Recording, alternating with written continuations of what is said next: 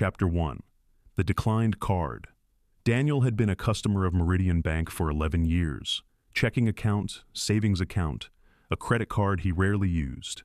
He'd never missed a payment, never overdrawn, never received a single call from their fraud department. He was, by any reasonable measure, a model customer. So, when his debit card got declined at a gas station on a Wednesday morning, not because of insufficient funds, but because the transaction simply wouldn't process, he assumed it was a technical glitch. He tried again, declined. He paid cash, drove to work, and figured he'd sort it out on his lunch break. He checked his banking app during his morning meeting. The balance showed $14,280.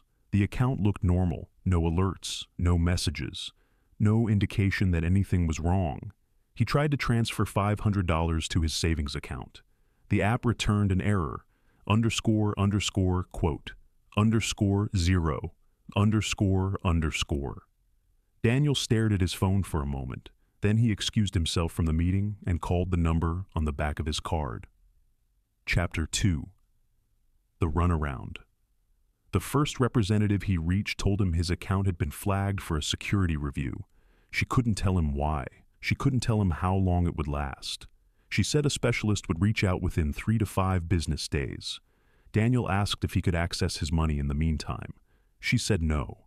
He asked if there was a way to expedite the review. She said she'd submit a request. He asked what triggered the flag. She said she didn't have that information. The call lasted 19 minutes and resolved nothing. Daniel was 34, project coordinator at an architecture firm. His rent was due in 4 days. $1,650, set up as an automatic transfer from that same account. He had $200 in cash and about $180 on a credit card he kept for emergencies. The $14,280 sitting in his frozen account represented nearly everything he had liquid. He called back that afternoon and reached a different representative. Same answers, same script, same 3 to 5 business days. He asked to speak to a supervisor. He was placed on hold for 22 minutes and then disconnected. Chapter 3. What actually happened. That evening, Daniel sat down and reconstructed the previous 2 weeks of transactions. He was looking for anything unusual, anything that might have triggered an automated fraud flag. He found it almost immediately.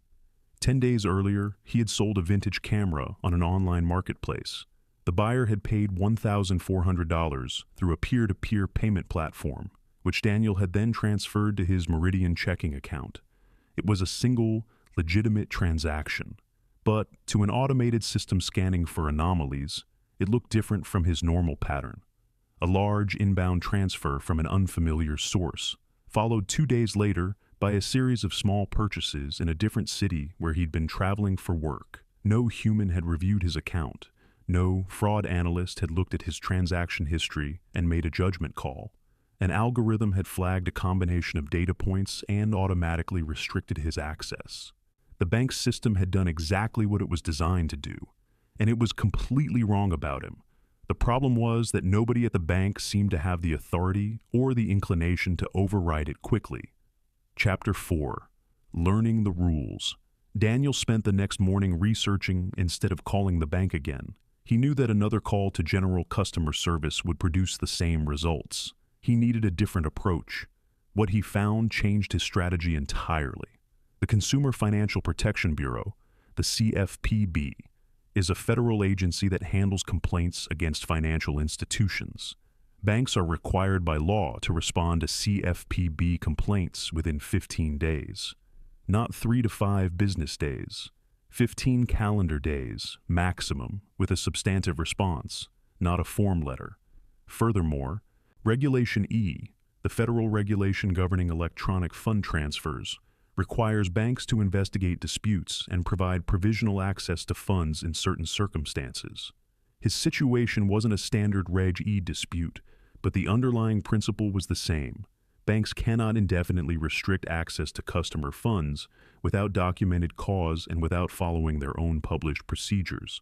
He pulled up Meridian Bank's account agreement, the document he'd signed 11 years ago and never read. It was 43 pages long. He searched for the word restriction.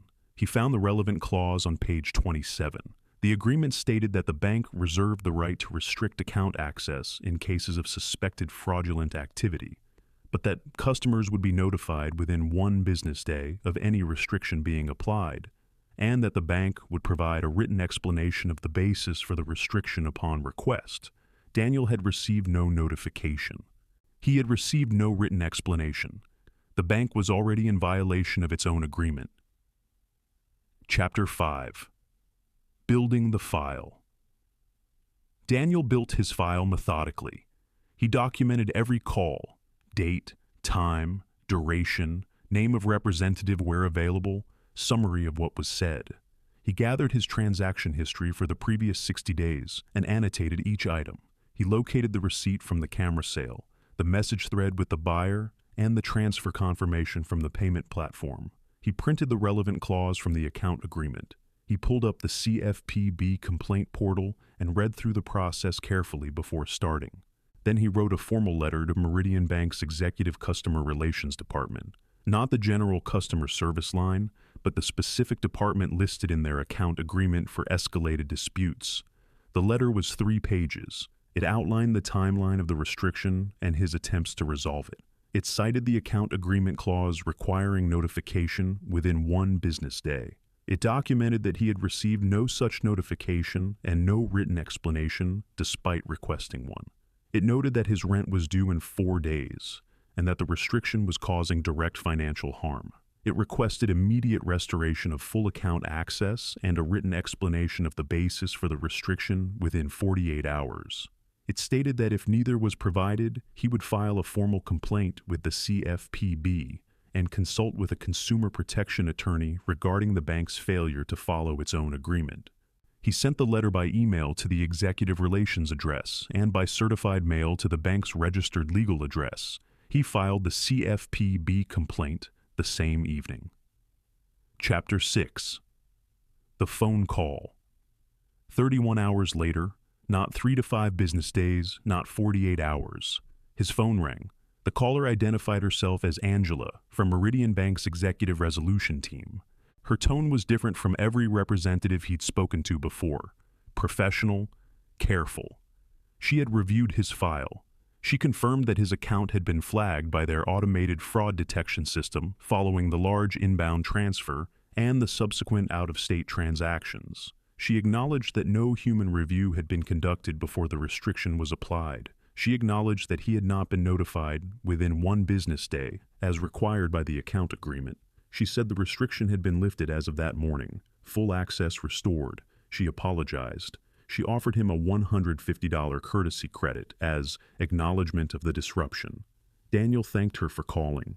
He asked her to confirm the account restoration and the credit in writing. She sent the email while they were still on the phone. He checked his app. The account was fully accessible. The $14,280 was there. The automatic rent transfer processed that afternoon, 1 day early. Chapter 7. The decision. Daniel accepted the $150 credit. He paid his rent. He let the dust settle for 2 weeks. Then he opened an account at a local credit union that 3 colleagues had recommended. He moved his direct deposit. He set up his automatic payments from the new account. He kept the Meridian account open with a small balance for 30 days, while everything transitioned, then closed it. He wrote a brief factual account of what happened in a review on a financial services platform. Not angry, just accurate. He noted the 11-year relationship, the automated freeze, the failed customer service calls, and the resolution that only came after a formal letter and a federal complaint. He wasn't bitter about it. He understood that automated systems make mistakes. What he couldn't accept was a bank that had no functional process for a customer to quickly and efficiently correct those mistakes, where the only path to resolution was knowing enough about federal consumer protection law to escalate past the frontline representatives who had neither the information nor the authority to actually help him. That wasn't a security system. That was a design failure, and he wasn't going to keep his money in a bank with that kind of design failure. Chapter 8. What this means for you. Here is what Daniel's story actually teaches. First, automated fraud flags are common and they are often wrong. A large deposit from an unfamiliar source, travel purchases in a new city, a change in spending pattern. Any of these can trigger a restriction with no human review. It is not personal, but it is your problem to solve. Second, calling general customer service will rarely resolve an account restriction quickly. Frontline representatives do not have override authority. You need to reach the executive resolution team or the legal compliance department directly. Find those contacts in your account agreement before you need them. Third, your account agreement is a contract.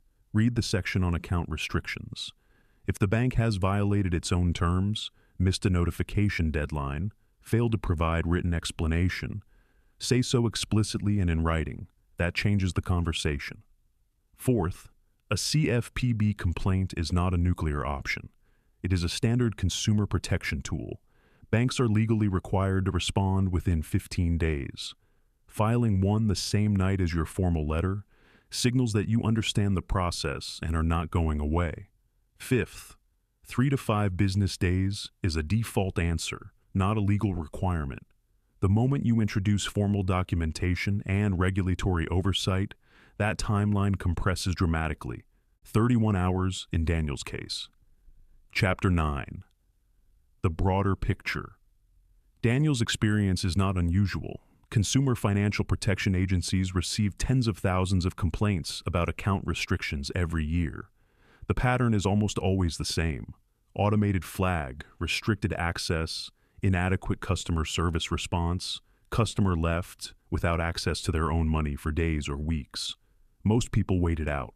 They call back every day, get the same answers, and eventually the hold lifts on its own.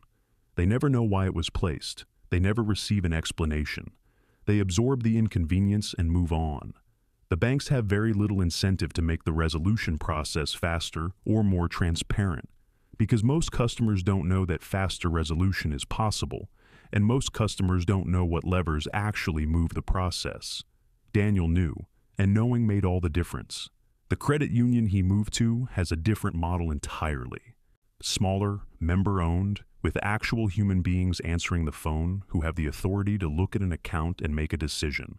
His experience there, 2 years later, has been entirely unremarkable, which is exactly what he wanted.